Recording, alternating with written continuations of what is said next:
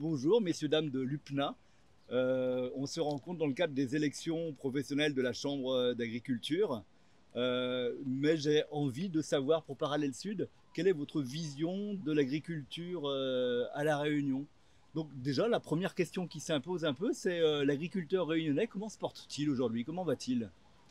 Oui, bonjour. On sait très bien que l'agriculture rayonnaise, elle se porte très mal. On va dire qu'elle est malade même avec la situation qu'on est en train de subir et avec les complications de la sécheresse ensuite.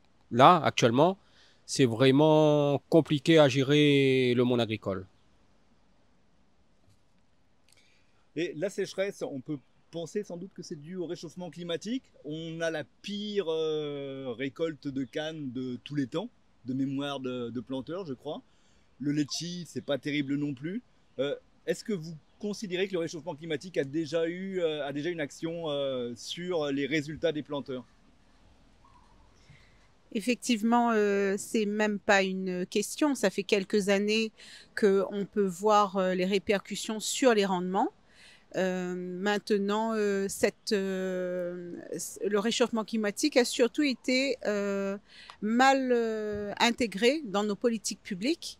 Et aujourd'hui, on est en train de subir les conséquences, tant en termes d'ouvrages qui n'ont pas été réalisés pour prévoir des situations, tant en termes de diversification, pour avoir des cultures qui soient de plus en plus adaptées au contexte climatique et Qu'est-ce qu'il amener faut faire pour aussi, s'adapter au contexte climatique pour l'agriculture? Comment elle doit évoluer? elle doit évoluer en fonction de la chaleur, en fonction des conditions réelles. Et on doit aussi accompagner les agriculteurs en ce sens. Il faut que l'accompagnement technique soit à la hauteur des enjeux, parce que l'agriculteur, si je veux revenir sur la première question, aujourd'hui, c'est un chef d'entreprise et en fonction de toutes les actions qu'il a à mener, toutes les démarches administratives qu'il a à réaliser, il faut absolument être en accompagnement. Ça n'est pas donné à tout le monde d'être un spécialiste de la terre et d'être un spécialiste des démarches administratives. Et le modèle réunionnais tourne énormément autour de la canne, qui est une monoculture qui est là depuis des décennies, voire des siècles, qui dépend beaucoup de l'extérieur. Est-ce que vous pensez que ce pilier canne doit rester le pilier? Quel avenir vous voyez pour la canne? Nous, en tous les cas, sur cette vision de la filière Cannes, c'est quelque chose qui me tient à cœur surtout.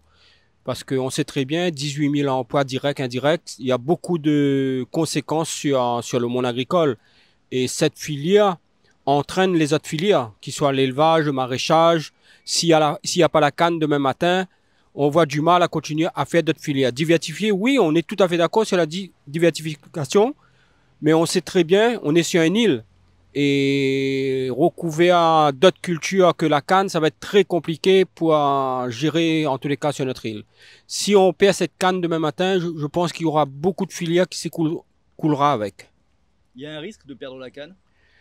Il y a un risque, oui, mais ce modèle doit changer et ce risque, si ça disparaît demain matin, moi je dirais clairement que c'est un petit peu la faute des industriels qui ne met pas les moyens nécessaires pour sauver cette canne. Et la Réunion pourra-t-elle, selon vous, un jour atteindre son autonomie alimentaire? Et comment? Oui, il y a la possibilité pour atteindre son autonomie alimentaire, mais il faut chacun met du sien et il y a beaucoup de choses à mettre en place, mais souvent des fois les démarches sont tellement longues et on prend 30 ans, 20 ans pour mettre des choses en place et c'est trop long. Et il y a la possibilité d'accompagner les agriculteurs pour faire l'autonomie alimentaire, oui. Avec un passé qui a été marqué par l'esclavage puis par le colonna, quel est aujourd'hui le statut de l'agriculteur réunionnais? Est-ce qu'il peut trouver son épanouissement, voire son indépendance vis-à-vis des grosses structures? Alors aujourd'hui, il y a de la place pour tout le monde. L'agriculture, sur un territoire comme le nôtre, il doit aussi servir d'exemple, montrer qu'on peut partager nos territoires, le savoir-vivre ensemble, ça on le sait, mais en même temps, il est fragile. Nous avons très peu de surface agricole. On est à un peu moins de 500 mètres carrés de terre agricole par habitant, ce qui est quand même faible. On se retrouve aujourd'hui avec un défi. Il faudra même peut-être être vertueux dans les prises de décision demain, car nous le savons, on ne peut pas avoir une terre qui ressemble aux terres européennes avec des vaches, des poules, des cochons et d'autres animaux et d'autres espèces, du maraîchage. On est vraiment un petit laboratoire au sein de l'océan Indien. Cependant, il est hyper fragile. On l'a vu par ailleurs, 50 ans auxquels on n'a jamais vu de tel épisode de sécheresse. On a vu aussi ce que c'est de vivre en insularité pendant le Covid, d'être dépendant de l'extérieur. Donc oui, il va falloir produire juste. Ensuite, le changement de statut, il a évolué, mais il faut savoir aussi qu'il est difficile. La moitié des Kagnis aujourd'hui sont des locataires des terrains, ils ne sont pas eux-mêmes propriétaires. Donc c'est un secteur fragile. Ça veut dire que demain, par découragement, par dépit ou éventuellement par baisse de production, ils pourraient s'orienter vers autre chose et rendre tout simplement les clés aux propriétaires. Et ça, c'est une grande inquiétude. Et après, en dehors de ça, l'agriculture continue à innover et à s'étendre vers l'excellence. Lors du contentieux à Evoluis, l'URCOPA a été fortement critiqué. Pensez-vous que le système coopératif qui s'est développé à La Réunion soit, comme on a dit, dévoyé au profit des plus gros contre les plus petits? Écoutez, sur ce sujet, c'est un sujet auquel les organismes d'État ont répondu. Il y a eu un procès, il y a eu une prise de décision d'un juge. Nous, ce que nous pouvons dire à l'UPNA et la coordination rurale, c'est que le modèle coopératif, il doit évoluer dans le sens de ce que c'est qu'une coopérative, c'est-à-dire travailler pour les agriculteurs, pour les éleveurs. Quel que soit le modèle coopératif, c'est l'esprit même. Ensuite, en ce qui concerne les évolutions des coopératives allant vers des comment dirais-je, des produits de transformation ou aller vers autre chose, elle doit se faire aussi avec consensus de ses adhérents. Et parfois, ça arrive qu'entre adhérents, eux-mêmes, ils se tirent un peu dans les pattes, ce qui est vraiment dommage pour la filière. Nous, on raisonnera filière. En ce qui concerne cette affaire, nous, ce qu'on peut dire, c'est qu'il faut protéger la filière avicole, quel que soit le domaine. Car c'est le seul modèle qui, pour l'instant, est arrivé en autosuffisance. Aujourd'hui, la volaille, elle est multiethnique, multiculturelle. C'est le seul aliment, on va dire, qui concerne tout le monde. Tous les Réunionnais mangent de la volaille. Et donc, ce secteur, il est d'autant plus fragile quand on commence à avoir des problèmes internes. Oui. Quand on parle des coopératives, il ne faut pas oublier que à La Réunion, ce qui vient biaiser les cartes, c'est le principe de monopole. Les coopératives, c'est un système qui fonctionne très bien à la base, mais lorsque on est sur un territoire aussi restreint que le nôtre, s'ajoute la problématique de l'unicité de chaque coopérative. Et ça amène un modèle économique qui devient naturellement beaucoup moins libre et beaucoup moins concurrentiel que ce qu'il devrait l'être. D'ailleurs, vous avez 4 articles qui est sorti du Monde il y a 15 jours qui met en avant le modèle économique des Outre-mer comme étant des modèles à revoir totalement. Donc là, on a bien le besoin de la prise de position de l'État dans ces systèmes de monopole qui aujourd'hui amène l'agriculteur à être prisonnier de la propre filière encadrée par les services de l'État. Vous pensez qu'il faudrait plusieurs coopératives sur une même filière pour éviter qu'un adhérent se sente prisonnier de sa coopérative Non, en fait, on a bien conscience qu'au vu du nombre de production, plusieurs coopératives, ça pourrait démultiplier les frais et ne pas être un gage économique pour la population.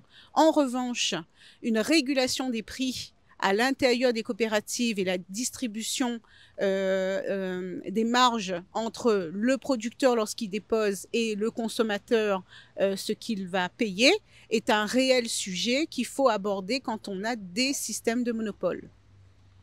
Je peux rajouter juste un dernier mot sur le modèle coopératif pour accompagner ce que dit Magali.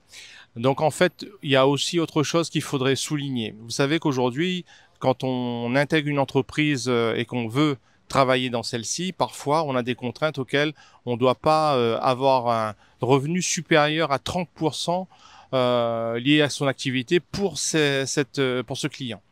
Aujourd'hui, quand on est dans une coopérative, on est à 100% pour cette coopérative. Et c'est ce qui peut-être pose un problème. Il faudrait quelque part trouver une solution pour que les agriculteurs aient le droit à au moins 5% ou 10% de leur production qui soit libre, auquel elles pourraient demain trouver un marché qui n'a pas été peut-être pensé par la coopérative ou peut-être mal entendu.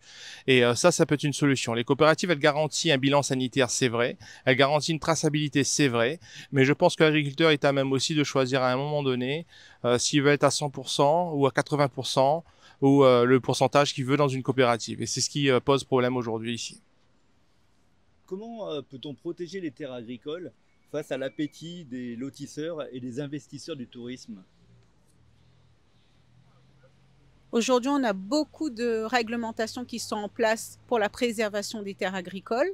Encore faut-il qu'il y ait un projet de territoire qui soit entendu par les différentes strates des collectivités, puisque le modèle est restreint entre une démographie, même si elle est en baisse, qui est importante, un parc locatif qui est très restreint, et on a cette ceinture agricole qui est prisonnière entre la partie naturelle et le grignotage urbain. On peut mettre les lois que l'on veut en place. Si les personnes qui appliquent les lois cherchent des détours et des méthodes pour les contourner, on n'y arrivera pas. Donc, à mon sens, le vrai sujet, c'est qu'est-ce qu'on est prêt à faire ensemble, tous, à notre niveau, pour pouvoir mener un projet d'aménagement.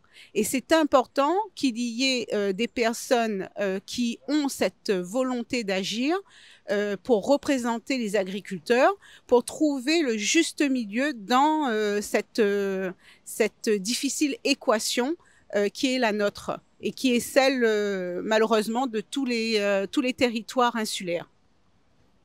Dans le sud, dans le nord et dans l'est, certains forages d'eau potable ont dû être abandonnés à cause de la pollution des nappes phréatiques à l'atrazine et aux produits parfois utilisés par les agriculteurs.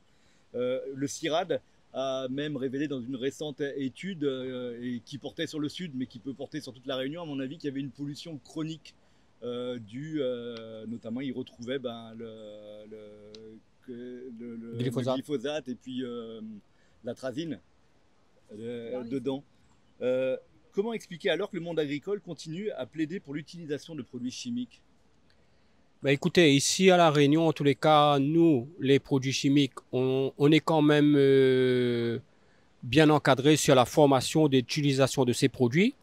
On a des itinéraires techniques qui sont mis en place pour cette gestion. Et quand on parle de la pollution, moi, j'étais interpellé une fois à la DAF que j'ai posé la question, quelle est la filière qui pollue le plus à La Réunion? Tout de suite, on a attaqué la filière canne. J'ai posé la question, pourquoi la filière canne? Ils m'ont dit, parce que c'est la filière canne parce que c'est la plus grande superficie. Oh, moi, je pense s'il y a des études qui sont menées réellement, je suis cannier, je sais très bien mon métier. Si on a une maîtrise de soi-même, on a une maîtrise de sa plantation, on a une maîtrise dès le départ de sa production, j'estime que c'est pas la filière qui pollue le plus parce que une filière bien maîtrisée, c'est un traitement, 2 traitements dans l'année et pendant 6 mois, il n'y a plus de traitement. Et surtout, il ne faut pas oublier que la filière canne, c'est une filière qui capte tout le gaz carbonique des voitures qui dégagent sur nos routes. C'est quand même assez important. Demain matin, s'il n'y a plus cette filière canne, tout le gaz carbonique compléterait dans la surface. Et quand on parle de cette pollution, on voit tous les produits qui sont à l'extérieur de l'Europe, qui rentrent dans notre île et personne ne dit rien. On trouve ça normal. L'Afrique, Madagascar, la Chine, en Inde. On parlait des productions agricoles, voilà. On est dans des normes européennes et ça, c'est pas respecté. Les gens mangent des produits qui sortent à l'extérieur, qui n'ont pas les normes européennes. Ils ne savent pas quels pesticides c'est traité avec. Et aujourd'hui, on attaque à chaque fois sur certaines filières sur notre île. Je trouve que c'est quand même malheureux. Va chercher ce qui est en train de se passer à l'extérieur qui rentre. En tous les cas, nous, notre profession, nous le savons très bien comment il faut le gérer. On a des maîtrises. Si on ne respecte pas ces règles, on est sanctionné par l'État, par l'environnement, tout simplement. Prenez le micro. Pour revenir sur les pesticides, il y a 2 façons d'interpréter aussi les chiffres. Est-ce qu'on parle de chiffres douaniers d'importation de pesticides ou est-ce qu'on parle d'utilisation? Alors, il faut savoir aujourd'hui que c'est pas parce qu'il y a 10 tonnes de produits qui sont rentrés en douane qu'il y a 10 tonnes de produits dans la même année ou dans le même mois qui est utilisé. Bien souvent, elles sont stockées longuement parce qu'elles sont utilisées de façon efficiente par les agriculteurs, et heureusement. D'autre part, il y a un multi-contrôle à la fois de la DAF et à la fois de l'autorité de structure pour vérifier à ce que ces produits-là soient bien utilisés. Sinon, il y a pénalité et ça va même très loin, jusqu'à même les pertes d'aide ou de subventions quelconques. Et enfin, il y a aussi la prise de conscience du client qui dirait « moi, je ne prends pas votre produit parce que voilà, vous avez un taux de produits hautement élevé ». Donc ça, c'est une chose. Ensuite, il ne faut pas oublier que nous avons autour de nous des GMS, des grandes et moyennes surfaces, qui ont des produits dits de pesticides et qui sont tout publics, sans formation. On doit juste lire sur l'emballage et l'utiliser. Et ça représente des tonnes d'importation. C'est pour ça que je fais bien la nuance entre ce qui est importé de façon douanière et ce qui est utilisé pour la part propre de l'agriculteur. Et j'allais dire aussi, la première victime de ces pollutions-là, ça peut être l'agriculteur qui peut souffrir de maladies professionnelles. J'imagine qu'il y en a. Il y a ça, mais est-ce qu'on n'oublie pas à un moment donné qu'on est sous les tropiques, qu'on n'a pas de vide sanitaire naturel? Est-ce qu'on prend en compte que comme on a 365 jours de soleil, de pluie et de vent, même si en ce moment on en manque, on a un taux d'enherbement qui est différent, on a un taux de prolifération des insectes qui est différent. Et si on va sur des structures qui sont très performantes sans produit, c'est le consommateur qui ne pourra plus consommer les productions qui sont issues de ces méthodes innovantes qui sont souvent très chères et qui sont répercutées sur les prix. Donc il y a aussi à trouver encore une fois un juste milieu. Nous avons les règles européennes qui encadrent les produits. Nous avons à mettre en place une communication sur la qualité des produits qui sont produits sur le sol. Et nous devons accepter que sans produits phytosanitaires, il y aurait 50% de moins de production pour une île qui souhaite arriver à une autonomie alimentaire. Donc, comment on trouve le juste milieu entre tout ça? Il faut se donner le temps et il faut prendre le temps de construire quelque chose sur le long terme. Mais n'oublions pas qu'on est sous les tropiques. Ça veut dire que le bio ici, c'est très très compliqué. Ben, c'est très compliqué, c'est très onéreux et ça nécessite un nouveau consommateur. Il faut que le consommateur comprenne qu'il ne va plus avoir des fruits aussi beaux, aussi appétissants, parce qu'on a aussi modifié le visuel des gens. Et aujourd'hui, ramener les gens à consommer du bio, ça veut dire tout un changement de pratique et d'habitude pour le Réunionnais. Donc, d'un côté, on nous demandait il y a 50 ans de faire des choses très lisses, très belles, très attractives. Et c'est quand on se rend compte que ce conditionnement amène d'autres problèmes qu'on voudrait que d'un coup de baguette magique, on arrive à faire retour en arrière comme si de rien n'était. Il y a aussi le consommateur à identifier dans la boucle, hein, parce que le producteur, il produit ce que le consommateur consomme. Si le consommateur n'achète plus, eh ben c'est l'économie entière qui s'arrête. Et l'élevage, notamment quand il devient industriel, est fortement critiqué, présenté comme l'une des principales causes du réchauffement climatique. Comment, selon vous, faire évoluer ce secteur de manière plus vertueuse à La Réunion? Ben écoutez, déjà, il y a la réglementation. Le chargement par mètre carré, le chargement par hectare pour le gros bétail. Nous, on a un modèle qui est un modèle, comme je le dis, européen, qui n'a pas été adapté à un modèle exotique. Les normes européennes s'appliquent, donc il est compliqué aujourd'hui d'avoir des chargements plus élevés à la surface. Pourquoi? Parce que derrière, on découle les effluents. Et ça, c'est le gros problème et c'est le défi de demain, en dehors du défi de l'eau qui est majeur. Le défi de demain, c'est de produire du vivant et de gérer ses déchets. Et donc il y a plusieurs solutions qui ont été proposées. Nous, à l'UPNA, on prône pour les micro-stations à gaz chez l'exploitant agricole. On prône aussi pour que les exploitations elles soient autonomes sur le plan électricité et sur le plan environnemental, parce que on se retrouve aujourd'hui à transférer des charges soit aux collectivités ou soit à d'autres exploitants qui ont bien voulu nous aider en prêtant leur surface pour qu'on puisse évacuer ces déchets. Ces déchets revalorisés d'ailleurs, on dit souvent déchets, mais c'est plutôt un produit revalorisé, je dirais. Mais on a aussi ceux des industries. On a ceux des deux usines importantes de l'île, celle de Bois-Rouge et celle du Dugol, auquel il y a de l'écume à évacuer. Il y a la vinasse aussi des distilleries Remière, donc qu'il faut évacuer. Donc aujourd'hui, l'agriculteur, il sert aussi quand ça sert à tout le monde et ça rend service bien à tout le monde quand il y a des déchets, de pouvoir accepter ça sur son terrain. Et derrière, c'est d'accepter les conséquences quand elles sont mal utilisées ou quand on nous a pas dit ce qu'il y avait correctement sur le papier. Donc voilà où on en est. Très peu de surface. Et beaucoup de résidus à traiter, la filière volaille, la filière viande, et c'est pas évident. Et aussi, s'il est rajouté depuis quelques temps, l'humain. L'humain produit des déchets aussi, auxquels il va falloir gérer. Je vous donne un chiffre. Grand Prado sur Sainte-Marie, c'est 20 000 hectares théoriques. Non, c'est 2500 hectares, pardon, théoriques, qui ont été mobilisés pour son installation. Donc, pour le moment, on est loin d'atteindre ces surfaces-là en épandage, mais ceci dit, elles sont bloquées, elles sont comme ça. Donc ça, il faut prendre en considération. Et plus on aura une augmentation de population exponentielle, plus bien évidemment, il va falloir gérer ces déchets. Et les touristes qui vont avec, on est content de les recevoir. 547 000 juste pour l'année 2024, ça produit aussi beaucoup de déchets.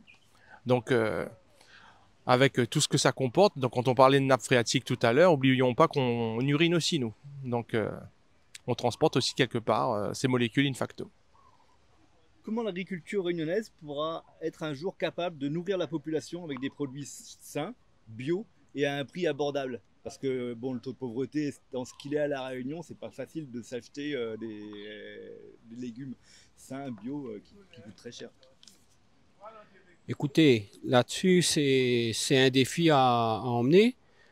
Aujourd'hui, il faut surtout travailler sur la mécanisation, parce qu'on sait très bien, on a très peu de main-d'œuvre aujourd'hui. Sur la main-d'œuvre, c'est un gros problématique actuellement. On arrive des modèles à mécaniser le maximum nos champs et surtout d'être accompagné sur tous ces outils qui arrivent à La Réunion. Parce que souvent, des fois, on subit énormément de surcoûts quand on voit des outils qui coûtent à des prix exorbitants ici à La Réunion et on va à l'extérieur autour de nous, c'est des prix 3 fois, 4 fois moins chers. Et c'est des outils qu'on est obligé de passer par là, hein, comme tous les jours on dit, hein, c'est un gros problème de main-d'œuvre. On a des jeunesses aujourd'hui qui veulent travailler, oui, mais il faut qu'ils ont des outils en main et mettre la main directement à la terre, ça devient compliqué. Et quand on parle de faire du bio, du produit de qualité, souvent des fois il faut mettre la main dans la terre, mais ça devient compliqué. Et pour finir, qu'est-ce que vous attendez des pouvoirs publics, État, mais aussi pouvoirs locaux, pour qu'ils vous aident à protéger votre production locale? Ben, les pouvoirs publics sont là pour accompagner tout le monde agricole. Sans le pouvoir public, nous ne pouvons pas faire rien. Les fonds viennent d'où? Viennent du pouvoir public, mais il faut qu'ils réagissent rapidement parce que il ne faut pas prévoir.